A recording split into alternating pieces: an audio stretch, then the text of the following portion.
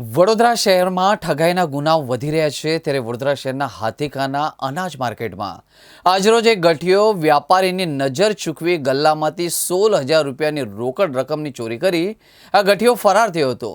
દર્શક મિત્રો, બપોરના અરસામાં એક ગઠિયો હાથીખાનાના ગેટ નંબર 3 પાસે આવેલા કનૈયાલાલ મહેશ કુમાર નામના હોલસેલ અનાજની દુકાનમાં તુવેરના દાળની ખરીદી કરવા ગયો હતો। દુકાનના માલિક કે જે પોતે વૃદ્ધ છે એમના સાથે તે માલ સામાન લેવું છે એમ કહીને વાતો કરી એ અરસામાં વ્યાપારીને લઘુ શંકા લાગી હોવાથી વ્યાપારીએ ગલ્લાને લોક મારવાનું ભૂલી ગયા અને ત્યાં જ ચાવી છોડીને લઘુ શંકા કરવાયા। એનો ફાયદો ઉઠાવીને તાત્કાલિક ગઠિયાએ ગલ્લામાંથી 16,000 રોકડની ચોરી કરીને ફરાર થયો હતો। દર્શક મિત્રો, નવાઈની વાત તો એ છે કે હાથીખાના માર્કેટના જે સીસીટીવી કેમેરા છે એ હાલ બંધ હાલતમાં છે, જેથી ચોરી કરીને ભાગી ગયેલ આ ગઠિયો કેમેરામાં આવ્યો નથી। તો એને પકડશે કેવી રીતે? વ્યાપારીએ આ અંગે તાત્કાલિક કુંભારવાડા पुलिसने जाण करी थी। दादा बताया ने, आज भाव पूछने आया था दाल का और वो वहाँ बाहर खड़ा था। मेरे को इक्की लगी, मैं जोर से लगी इक्की, तो मैं उसको बोला बाहर तो खड़ा रहा, मैं आता हूँ इक्की करके। तो उसने बोला जल्दी आना।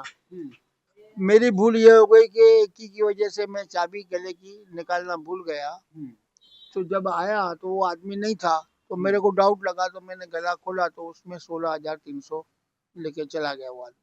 Hathikhana Sardar Patel market gate number 3, ये कन्हैया लाल का दुकान है। यहाँ एक बंदा आया, भावताल पूछा दाल का, बेसन का, और अंकल वॉशरूम में गए, खड़े रख में आ रहा हूँ, तो 16,300 गल्ला खोल कर लेके चला गया।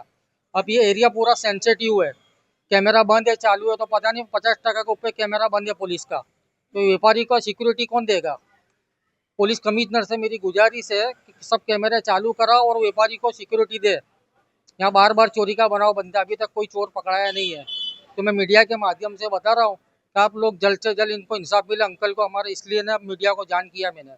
यहाँ पर कई कई जगह कैमरा लागेला। આ કેમેરા તમારી પાછળ છે, જોઈ લો।